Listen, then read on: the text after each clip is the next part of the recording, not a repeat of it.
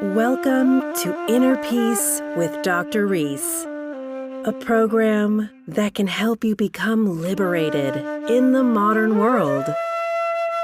Now, here's your host, Dr. Kevin W. Reese. Saints and sages. What's the difference between the two? What's the significance between the two?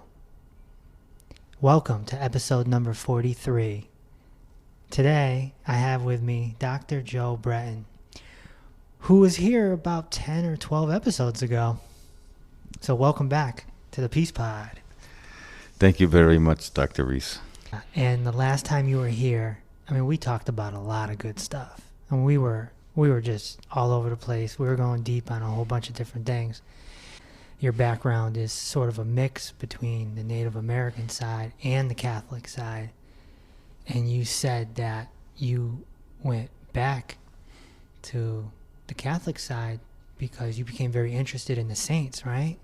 Yes. But then on the other side of the earth, you have the Indian gurus and the Chinese and Japanese gurus, who we can just call sages. Sages is, I guess you can say, a person of great wisdom. Mm-hmm.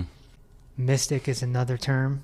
It's that sort of underlining all of them. You could probably call them all mystics if they've gone within themselves and they've seen some things and witnessed some things.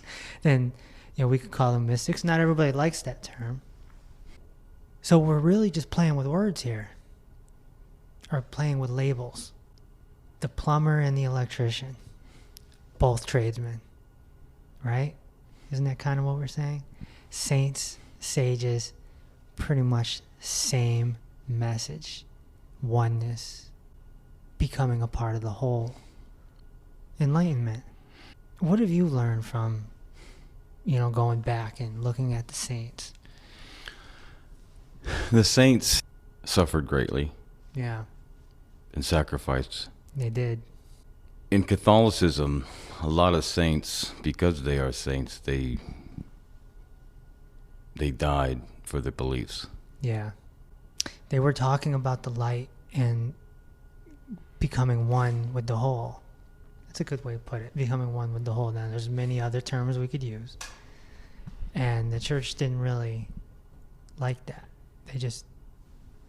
They wanted their way. So a lot of these saints were charged.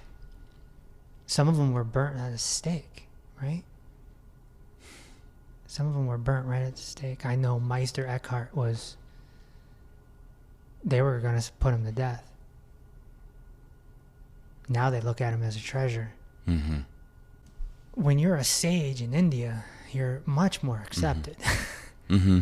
You go to India right now, and you're going to find a sage or a guru on almost every corner. They're everywhere. Yogis, things like this. But when we talk about saints, we're mostly talking about Europe, right? We're talking. We are there. Different culture. Our modern day saints are, of course, Saint Teresa, right? Mother Teresa, and then Pope John Paul II. Right. There have been layman saints throughout history, whereas married couples have become saints. Right. The author John Fink has a book, 200 Married Saints. And they speak about, there's so many saints out there that are never recognized, And I think saints, they don't want to be, it's not the desire in their heart to be famous, Right. They're just trying to help out their fellow brother and sister. Sharing. The church does take, and I'm no expert in the church, believe me, I'm not, but the church does take a lot of research that goes on when someone is being considered as a saint. Yeah. There has to be 2 miracles that are done after their death. Hmm. But one thing for sure is they had in common is they had deep prayer. They had a relationship with God that was as if they were sitting in front of their best friend and speaking, Right. right?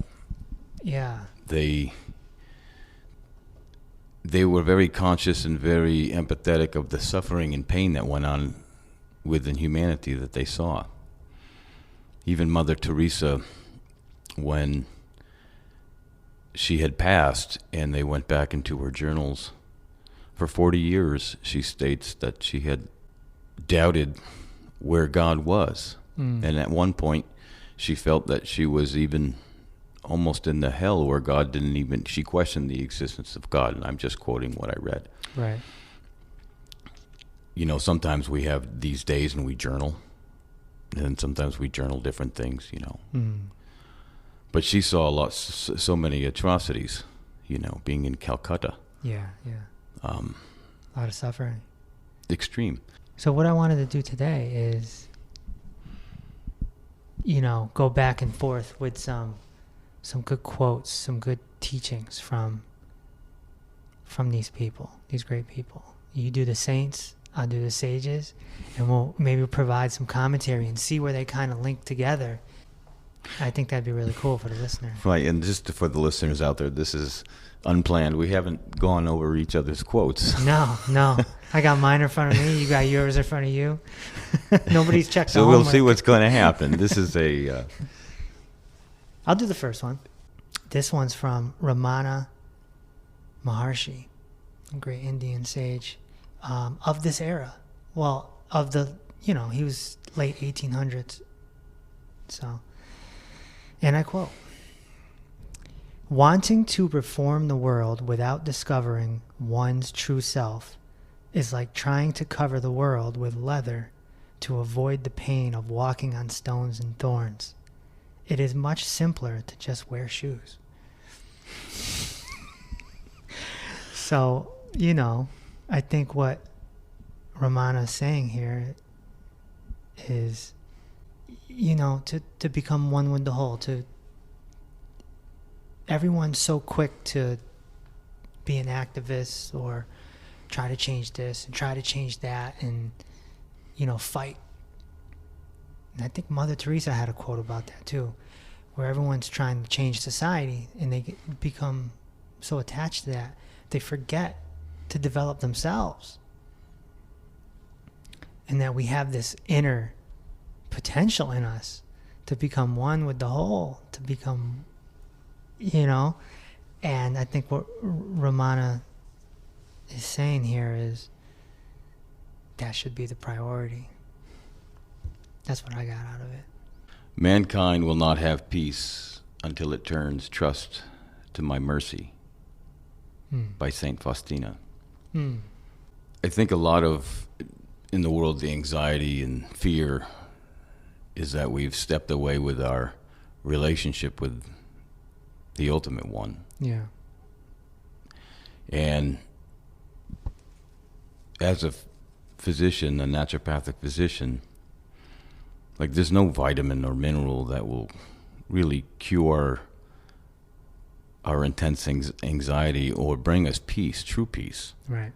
And any listeners out there who ever had true peace, it was because of some extraordinary experience you had, maybe the birth of your son or your daughter, or an experience that you had that you felt connected to perhaps another human being, or you felt connected to nature in some sort, or you felt connected to God.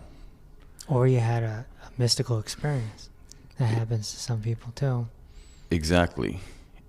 And, well, some people ask, well, how come I haven't had any mystical experiences?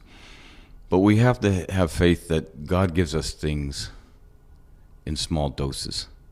Right. That we need. Yes. Some people are akin to, say, an oak tree, the spirit of an oak tree, strong, withstand the storms. And some people are akin to the spirit of the daisy that grows in the fields, the flowers. Yeah. They're a little more susceptible to certain winds, Yeah. to certain weatherings, right? There's an old saying that, God will only give you what you can take. Yes. And Mother Teresa says, I know God will not give me anything I can't handle. I just wish he didn't trust me so much. Yeah, that's a good one. Well, she did have a lot on her shoulders. Yeah, she was up against people telling her to get out of the country. We don't want you here. Right. Yeah, when I think of Mother Teresa, I think of, on the Indian side, I think of Mahatma Gandhi, who inspired the civil rights movement in, I think, 11 different countries, including Martin Luther King here in America. He did quite a bit, and he was a Hindu man, a sage. Mother Teresa and Gandhi go together very nicely as far as the modern era. Allow me to do another one. Sure. This one is from Yogananda, also of the modern times, late 1800s, early 1900s. He says, "Mind is the creator of everything. You should therefore guide it to create only good. If you cling to a certain thought with dynamic willpower, it finally assumes a tangible outward form. When you are able to employ your will always for constructive purposes, you become the controller of your destiny." What I get out of that is he's saying that our minds are very powerful, and we have to be very careful with them.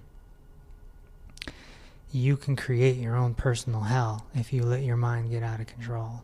That's what people are doing with anxiety and depression, right? We all have the ability to stay in the present moment. And a lot of the saints and sages will, taught us that. And that seems to be almost the number one rule of spirituality. Just stay in the present moment, because our mind can snowball. Mm-hmm. If you start going left field, right field, and you go too far, boom, you're in a dream world. I mean, your eyes are open, and you might be driving or cooking or you're tying your shoe, but you're in a dream world.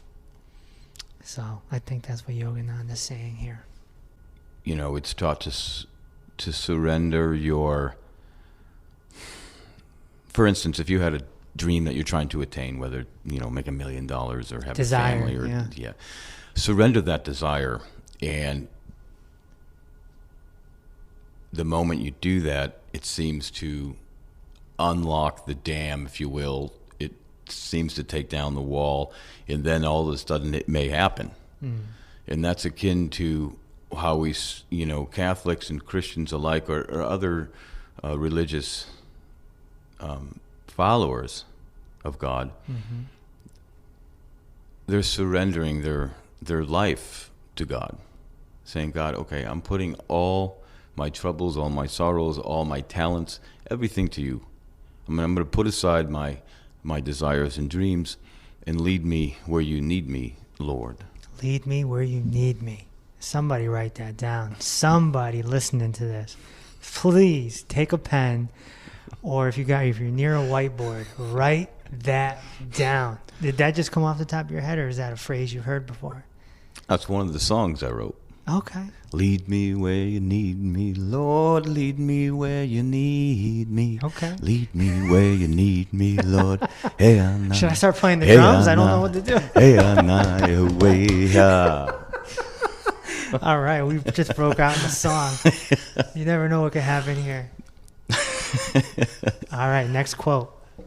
Is nothing whatever is akin to godliness and holiness can be accomplished without grace. This is by St. Augustine. Grace. And the grace is defined as it's a gift. It's a talent. It's a mysterious power that one receives to be able to get through something or achieve something, or to have something in life. You may be graced with, 5 beautiful children, healthy children. You may be graced with the ability to play a musical instrument. You may be graced with the ability to speak eloquently and travel around the world and be a speaker of good things. Right. But of course, it does come from a lot of hard work. Right. But what this quote is saying by St. Augustine is saying that we can't do it without God. Right. It's almost as if we take the plant and we cut it at the stem. It's no longer connected to the root. And the flower that we cut, we put in water, looks beautiful for a little while, but then it will ultimately fade away because the source is not there anymore. Right, right. You know? Yeah. In order for grace to work, so to speak, it's like we need gratitude. Right? Yes. It's like gratitude is the battery that kind of powers that boat, if you will, the engine that drives that vehicle. You know, there also, the scientists will tell us there's probably a law of the universe. Some people call it karma. Mm-hmm. In the old saying, use it or lose it. Use it or you lose know? it. Yeah. However, when we have faith that God does look more at our goodness than our faults, then we're able to overcome feelings of, say, guilt and shame, anger. You know, shame and guilt is usually something we feel against ourselves. Mm-hmm. And that can make you very sick because it's against yourself. If you're angry at somebody, at least it's directed at somebody else, unfortunately. But it's not an inward thing. It's not Right. the thing that's destroying you from within. That might be a good segue to my quote, my next one. This one is from, we're going to Japan now. This one's from Zen Master Dogen, 1200s. Do not be concerned with the faults of other persons. Do not see others' faults with a hateful mind. There is an old saying that if you stop seeing others' faults, then naturally seniors and venerated and juniors are revered. Do not imitate others' faults. Just cultivate virtue. Buddha prohibited unwholesome actions, but did not tell us to hate those who practice unwholesome actions. This is quite profound because it's so easy to get caught up in what other people are doing and have a very passionate opinion. We see this in politics, right? Mm-hmm. We see this with our current state with President Donald Trump, you know. People absolutely hate him, and then you got people that absolutely love him, and it's like a war. What Dogen is saying here is that's their opinion. Be above it. Be above it. Don't judge, even if somebody does something that's considered bad, quote unquote. Don't judge them. You're not in their shoes. You don't know. You don't know what made them kill that person. Like, you don't know. That was like their path. For whatever reason, that was their path. Let it be. You know, recently got into a conversation with someone recently who was like a really extreme vegan. By definition, I'm vegan myself. But, I mean, this guy he was like upset with Michael Jordan. Of all people, out of the clear blue, he was upset with Michael Jordan because he was saying animals died for these sneakers. And of course, Michael Jordan has the most famous sneakers in the world, Mm-hmm. right? And he's just pissed. He's just like upset. It's toxic and this, and screw Michael Jordan this. And I'm like, dude, do you know he can jump from the free throw line? I'm like, relax, man, because that's Michael Jordan's path. You really think he's sitting there saying, oh, we're going to kill some animals today? Mm-hmm. He's not.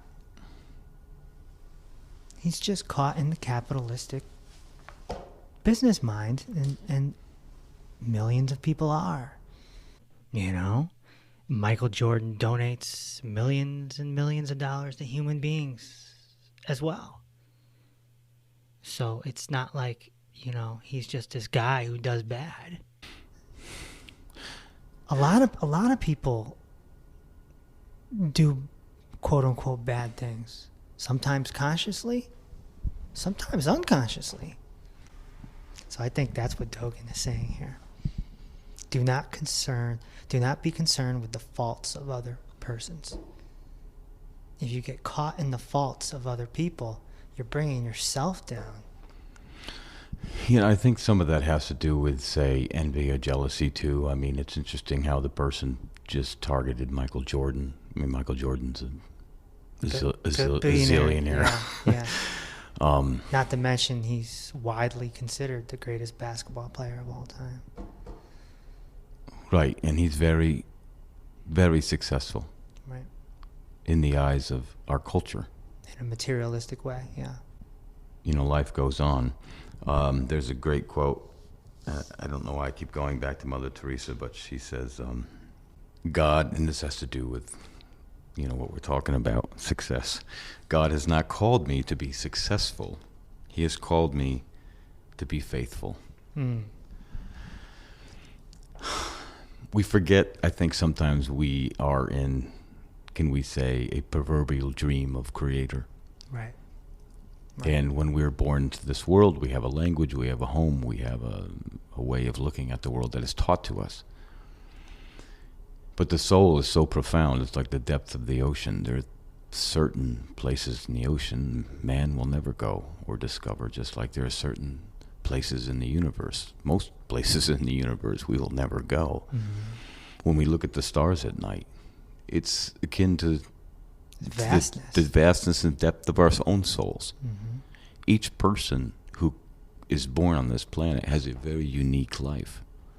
And it's important to realize that. When we talk about the sages and the saints, mm-hmm. they were able to appreciate each unique life. Mm-hmm. How easy is it for us to say, oh, that person is this and that person is that. But if you were to be that person for a day and go through their struggles, and understand that they're dealing with a child who perhaps is handicapped or sick, and you wonder why they come to work, and sometimes they're just so grumpy, right, that you're like, take it easy, buddy. Yeah. But we don't know until all of a sudden you find out more about their life. As you work with them more, they share their experience, they share what's going on as trust builds between the two of you, and you understand that, wow, this person is really a lot stronger than me, a lot more courage than I could ever have. Yeah. Because everybody makes the world go around. That's right. There's many ingredients in a cake. That's right. That is necessary. But is it a vegan cake? People are going to get mad.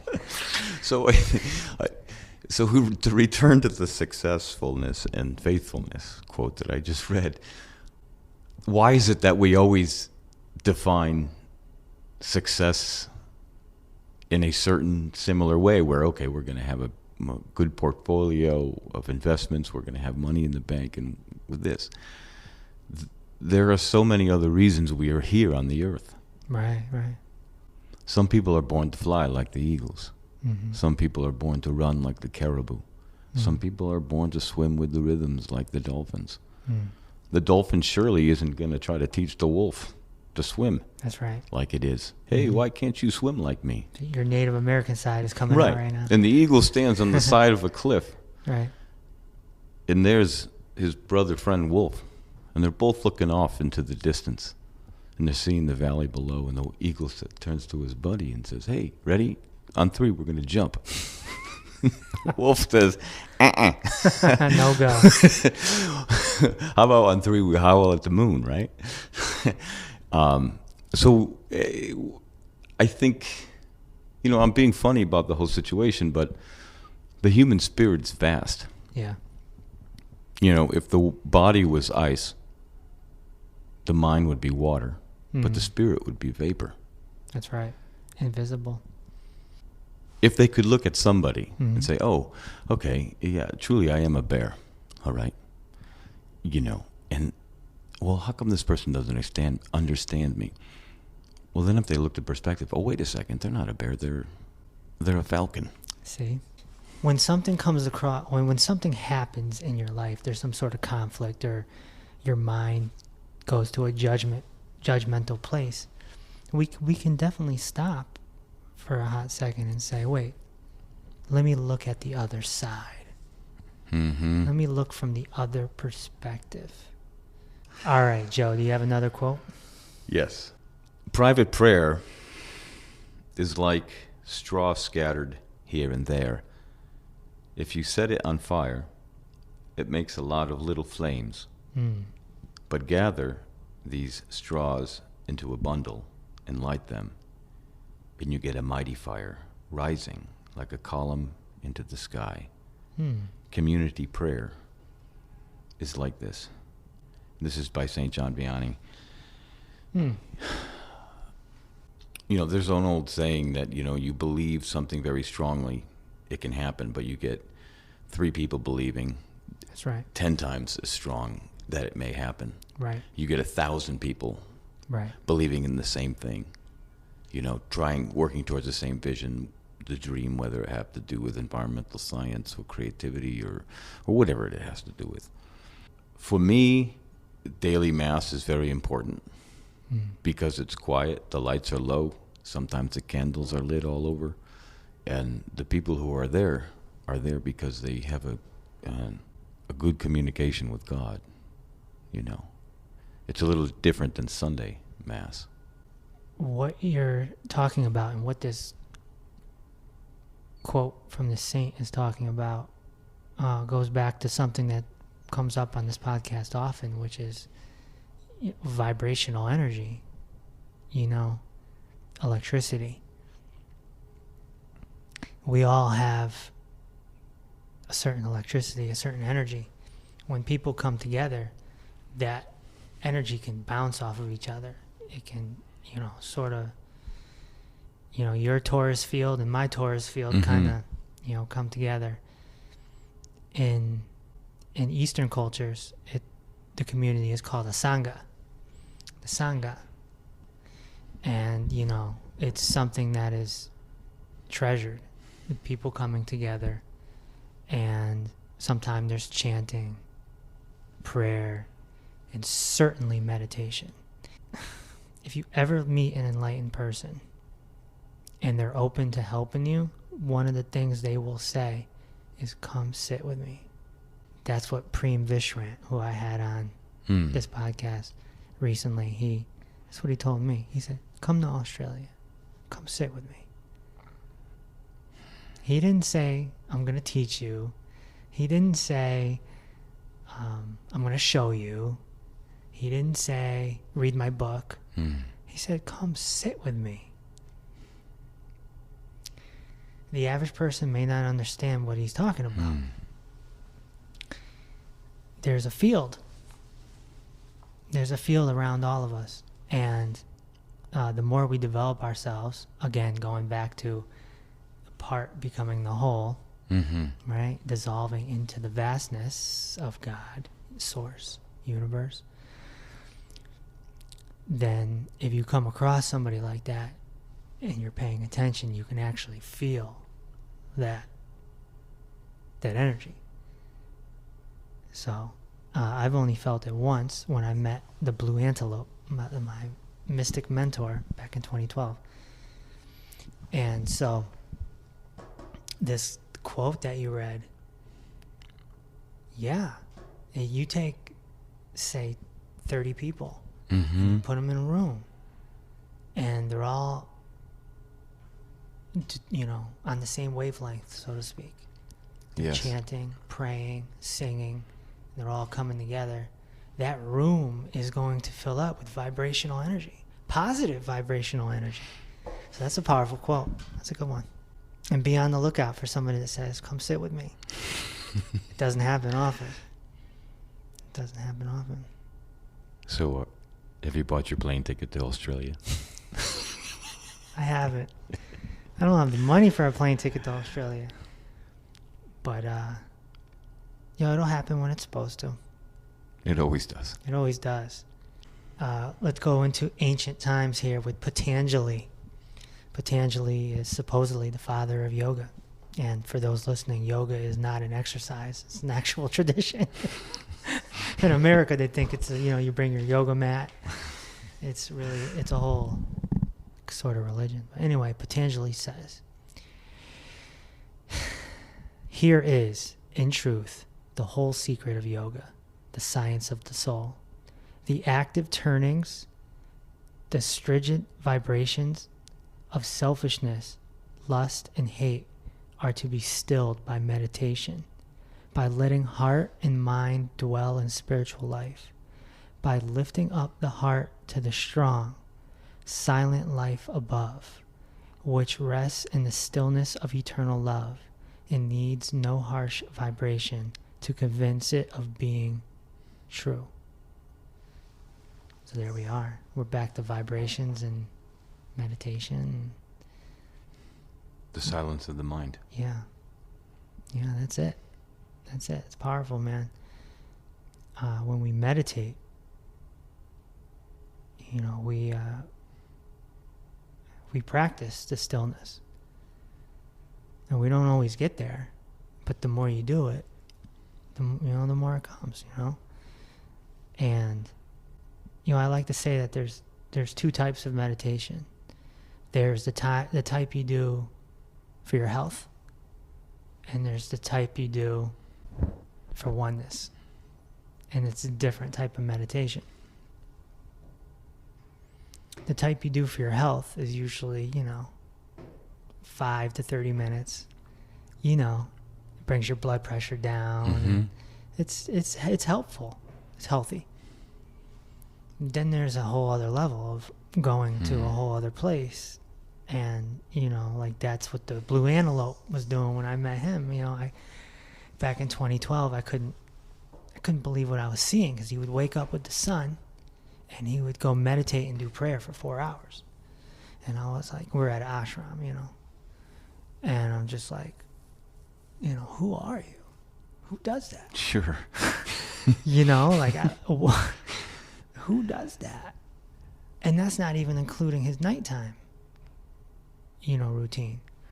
If somebody is going to put in that type of discipline for 3 or 4 hours and upwards of 6, 7, 8 hours a day, they're going to other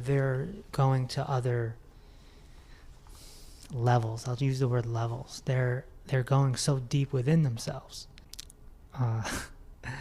They're dissolving into that oneness. They're becoming part of that whole. So meditation is sort of a universal teaching. And some saints talk about it. Right here, St. John of the Cross. Boom, here's the segue. Go. It is best to learn to silence the mind and to be still so that God may speak. Yes. What saint was that again? St. John of the Cross. Okay, that's it. To be still, the small, silent, still voice within our hearts. Yep. Speaks. So, in mystical Judaism, which is called Kabbalah, they refer to it as the vessel. And your body's a vessel. And you become one with the light, which is the female energy. It's called the Shekhinah. In Buddhism, it's called emptiness. Mm-hmm. Becoming empty. So you become empty so that you can be filled back up by God, by universe, by source. So these things, they're like in all the traditions, It's like the same message. It's just use different words, different terms. But that's it right there. To be still. And it says that in the Bible too. Mm-hmm.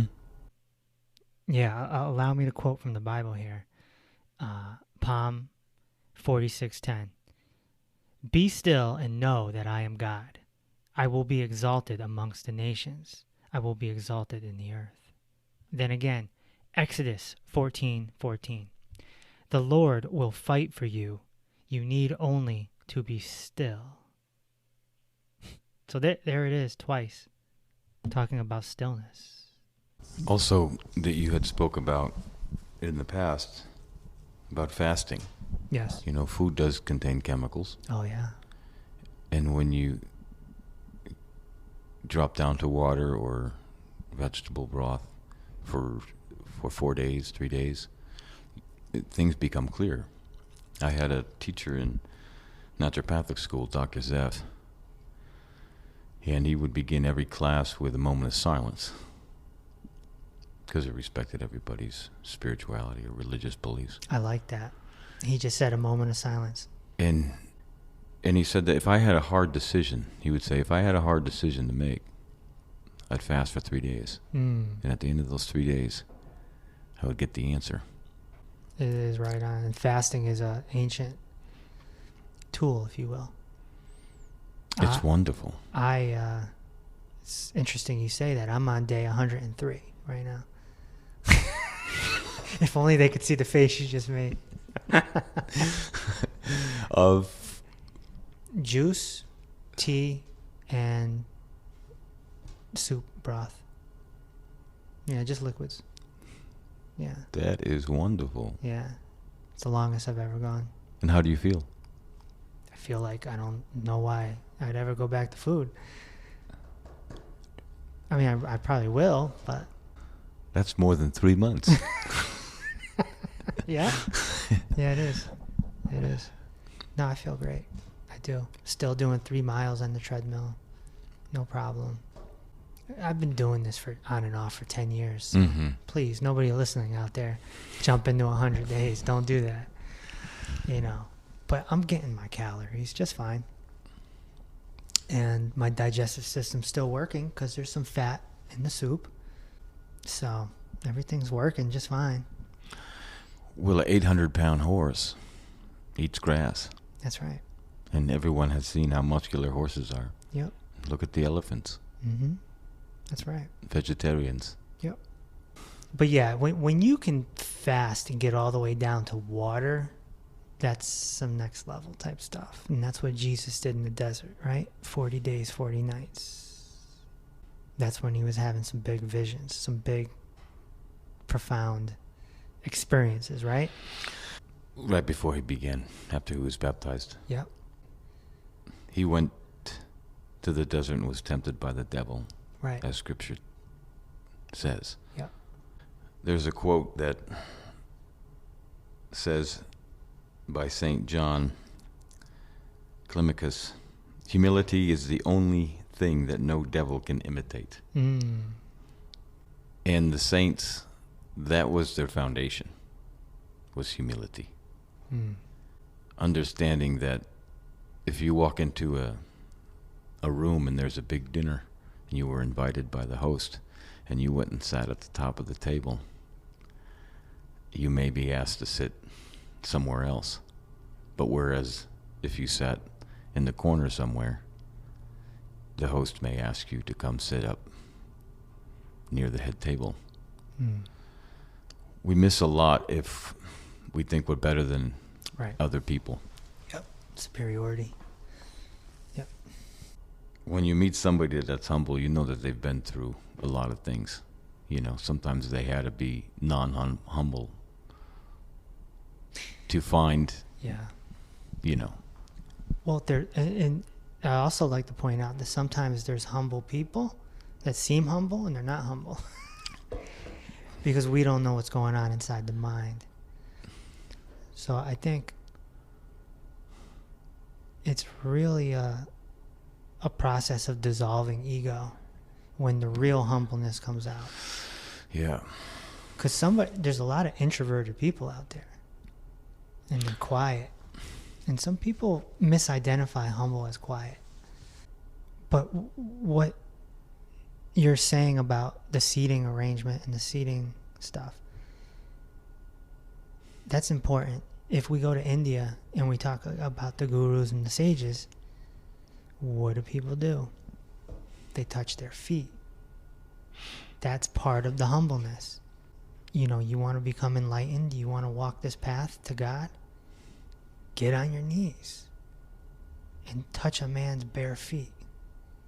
And if you can't, then maybe this path isn't for you.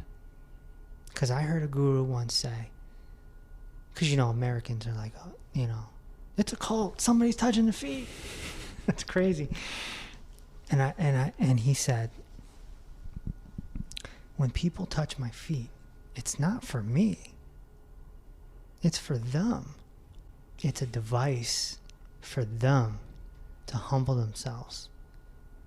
He's like, I could care less if somebody touches my feet. It doesn't matter if somebody touches my feet. And he even said that sometimes people are so overwhelmed that they stay there for too long. So they're sitting there at the feet of the master, touching the feet, and he's got to like tap them on the head and be like, okay, you're good now, you know? This is the type of stuff that we need more of. When I was going through my spiritual journey, I used to sort of have fantasies of like pretending that I was homeless and like just go spend a few nights out there just to see what it's like. I never did it, but it crossed my mind quite a few times. I think we need to do stuff like that. At least you were thinking about it. Yeah. We need to break free from our comfort zone, you know? Yeah, it's just like Prem Vishrant. Again, going back to Mr. Australia here. You meet this guy, I mean, he throws you off right away because he's going to like look deep in your eyes and tell you you're beautiful and like you're a beautiful man and this, and you're just like, okay. It's like, right? Because the normal man is like masculine, is like, okay, buddy, back up. Right.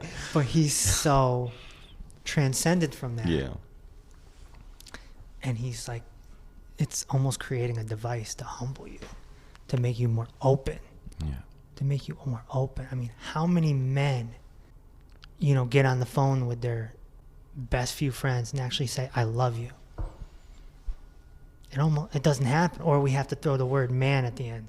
Hey, I love you, man. But you could tell your wife no problem, or your mom no problem, right? Sure. I love you. But like men don't do that. Yeah. Right? I love you, wife.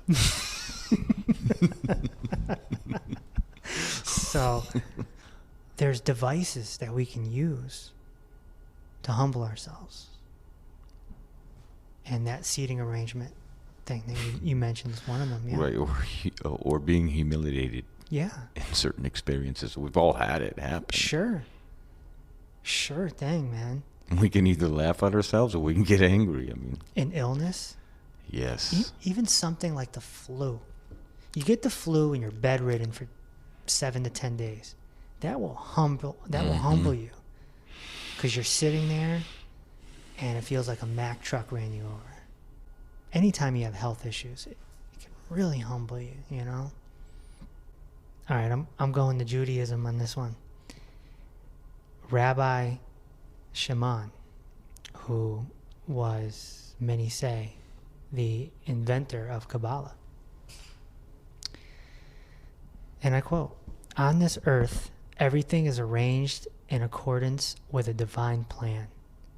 The blade of the grass grows only because, up above, an angel incites it to do so, saying, 'Grow, for such is the will of God.'" Rabbi Shimon. That's beautiful. So the moral of this one is, things are happening. It's all divine plan. It's all happening. Whether we're alive or we're dead, it's going to happen. Look, spring comes after winter, right?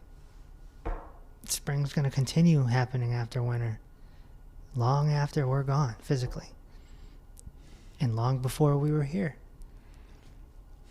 Dogs are going to bark. Grass is going to grow. It's going to rain, right? People are going to get angry at each other. This is life. And so I think this quote kind of signifies that it's a divine plan, and if we can accept that, acceptance, if we can accept that, then we can start accepting things that happen in our life. You're a great example. You came late today. And you told me when you walked in the room, you said, oh, this happened, that happened. And you know, I'm sorry, I'm 20 minutes late, whatever. And it's like, and you're like, well, on my way here, I saw this and I saw that. And I'm just like, yeah, it just unfolds naturally, organically. It does what it's supposed to do, you know? There's all a reason. We forget that God, you know, knows every hair on our heads, and even the distances between us, the distances between our fingertips, you know, and our movements. It's almost as if we're in that dream, you know. We are. In the dream of God. We are in a dream. Yes, it is the dream. I like to refer to it as a school. A very mysterious school. When I was living out on the Cheyenne River Reservation, South Dakota, one of my friends that lived there, Jeff Forbear, he told me a story that he was at a gathering and he wandered off into the woods, and he met a spirit there that he knew, and he said, I thought you were dead. And his friend started laughing, who was the spirit, and said, I'm the one who's alive. All you out there are dead.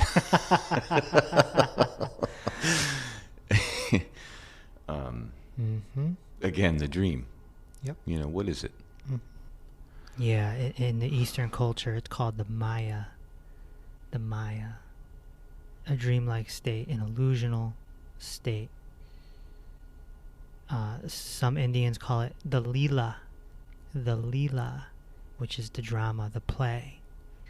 Gautama the Buddha himself called it the mirage, that we're living in a mirage.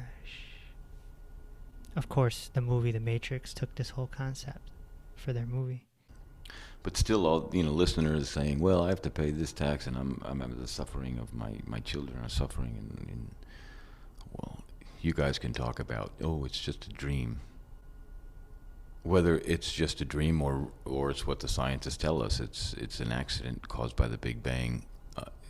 Turn to prayer and meditation, and look up the sages, look up the saints, look at the prayers of the saints, look up the lives of the sages, what they taught. Because what they teach is they teach a connection with God.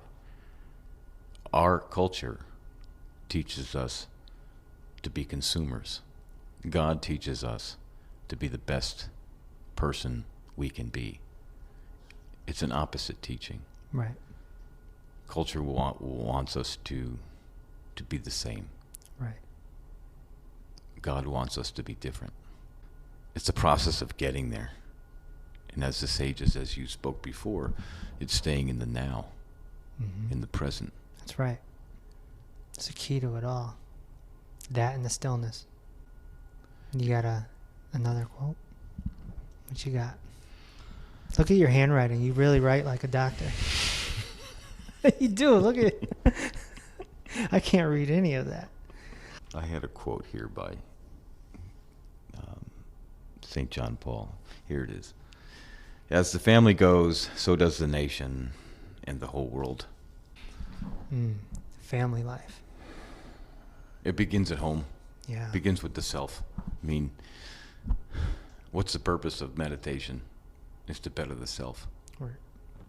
Yeah, and how can we change our world? You know, we look around our world today, even just our humble country here, how everybody's so divided, you know, and if our families are divided, how, I mean, even going back a step further, if we're divided in our own thoughts and our actions, and we can't even get it together with our own circle of friends and our family, how are we going to solve the problems of our world?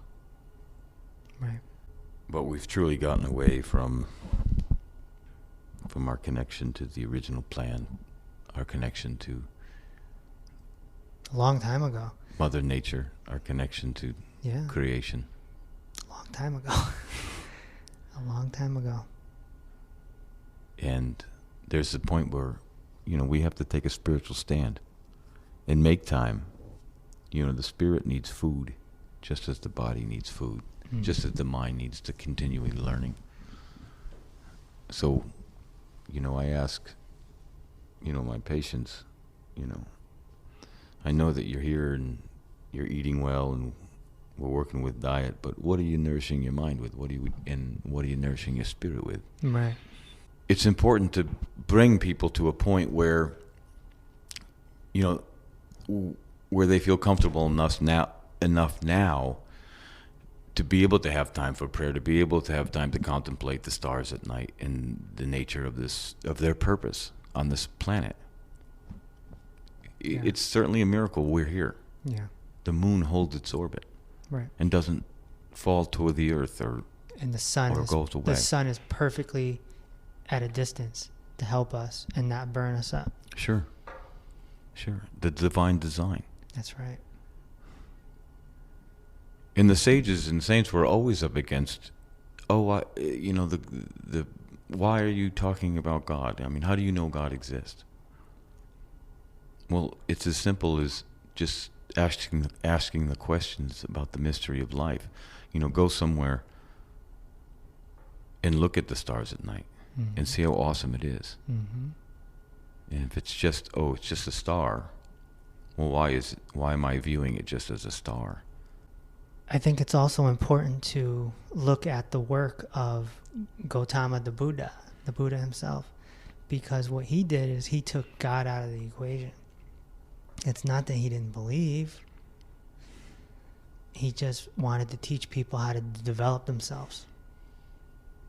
It's like he was the first self-help guru, if you will. And so, some people are attracted to that because they don't want to buy into the guy in the sky mentality. So, they can go towards Buddhism and develop themselves. Ultimately, we're all ending up in the same place. That's what's cool about it. All right, I think it's my turn, and I think we're running out of time. So I have a bunch, so I have to decide. I have to pick between quotes here. I have faith in you. I'm gonna go Lao Tzu, one of the greatest masters ever. Simplicity, patience, compassion. These three are the greatest treasures. Simple in actions and thoughts, you return to the source of being. Patient with both friends and enemies, you accord with the way things are. Compassionate towards yourself, you reconcile all beings in the world.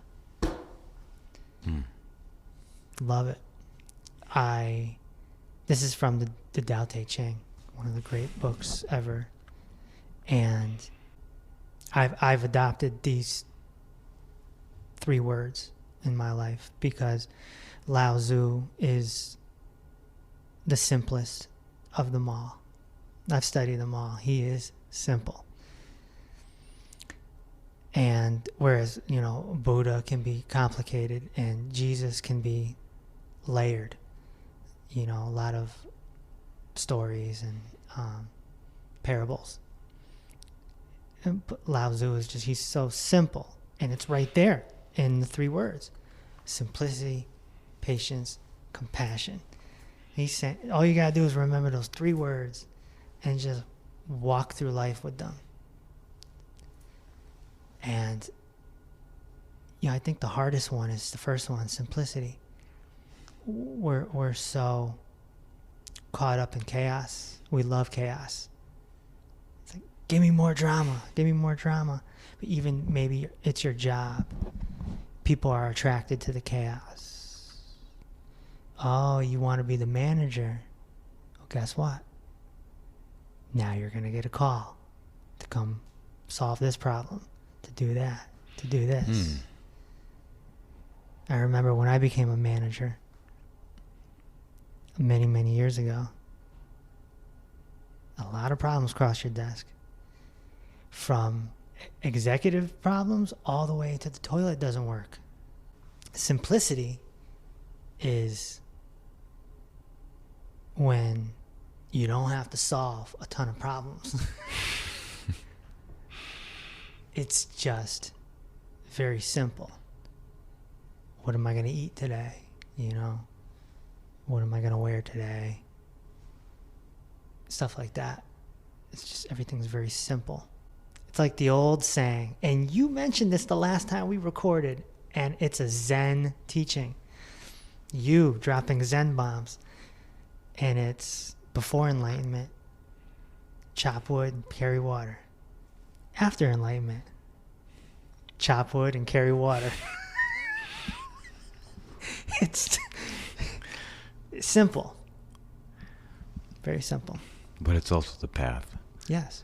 When you're chopping your wood and carrying your own water, you're very conscious of where that water's coming from, how much you're using. Yeah. You don't make a fire. You're going to freeze to death when it's 40 below in your cabin somewhere in Alaska. Right. Simplicity, man. That's one of the reasons why I'm attracted to van life. I had Bob Wells on the podcast. He's lived in a van for 25 years. It's simple. Now, don't get me wrong. There's problems, and you have to be very conscious, right? Your water supply, when do you re-up, right? Your fuel, you have to pay attention to your fuel. You have to pay attention to your tires. Mm-hmm. Make sure your tires are good. You got to pay attention to your oil changes. You got to pay attention to where you're parking, where you're sleeping. But it's simple compared to a crazy job. But yeah, I love this from Lao Tzu. Simplicity, patience, compassion. These are your greatest treasures. I like that. Do you have another? Sure. Holiness consists simply in doing God's will, in being just what God wants us to be. Again, that was by St. John Paul II. Surrendering brings us back to the road we are destined for. There's a purpose. It comes with a lot of hard work, though. Yeah. Because it comes from a lot of failures. Sure. You know, maybe we tried to be successful. Maybe we tried to do this, and Right. our plans never worked out. So we throw our hands in the air and open our hearts and relax our human spirit, and we say, okay, God, I'm ready. Lead me as you need me. Now, my guru, he says that success and failure are the same thing. It's just part of duality. Mm-hmm. Now, that's a step above the lay person. You know, that's getting towards a transcendence, an ultimate peace, you know. But I can attest to that. I mean, I've always been a very, very overachieving person, ambitious. You come across a lot of failure. A lot. You know, we're always being, hit on the head with a stick. Our ego gets caught up in that. So what my guy is saying is, you fool, it's the same thing. It's been the same thing the whole time. How can we know that at 16 years old or 30 years old? I mean, and it's important to learn things that no longer serve us, that we need to let go, you know? Right. And every step we take leads us to something else. Let go or be dragged. That's right. And we have this attachment sometimes that, this is how it has to be. Mm-hmm. Okay. So we're running out of time here. I have more, so I don't know what to do about that. We'll do it off. I have an idea. We'll do it off air. I have an idea. What's that? Why don't I play the flute while you read some quotes? Okay. We can go off with that. All right. I want to thank everyone out there. May God bless you all. Yes. It's beautiful. Okay. If you love a flower, don't pick it up. Because if you pick it up, it dies. And it ceases to be what you love. So if you love a flower, let it be. Love is not about possession. Love is about appreciation. That's by Osho. Next. It is very difficult to know exactly what good should come out of a particular situation. To attempt to manipulate circumstances so your idea of good can come about is to let the ego play God, and all that, as you know, can and does backfire. That quote is from Baba Neem Karoli, the guru of the great Ram Dass. Next. Non-memory is convention's truth, and mind, which has become no mind, this is fulfillment. This is the highest good. Friends of this highest good, become aware. This quote is from Sarha, the Tantra master from many, many, many centuries ago. I like this. Stop acting so small. You are the universe in ecstatic motion. That's from Rumi, Jalaluddin Rumi, the great mystic poet.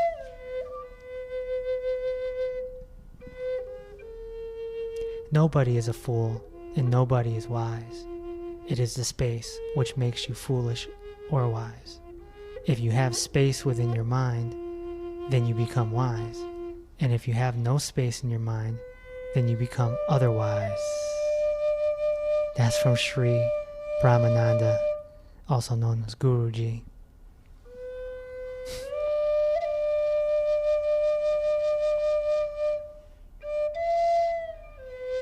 It sounds beautiful. Thank you for everyone for listening to Inner Peace with Dr. Reese, and thank you to Dr. Joe Breton for joining me for Saints and Sages. Be sure to go to drreese.com, that's doctor spelled out, for all my work, and tell a friend about this podcast. Thanks for listening to Inner Peace with Dr. Reese. If this episode opened your heart, feel free to share on social media and tell your loved ones. Also, be sure to subscribe so you never miss an episode. Until next time, may peace be with you.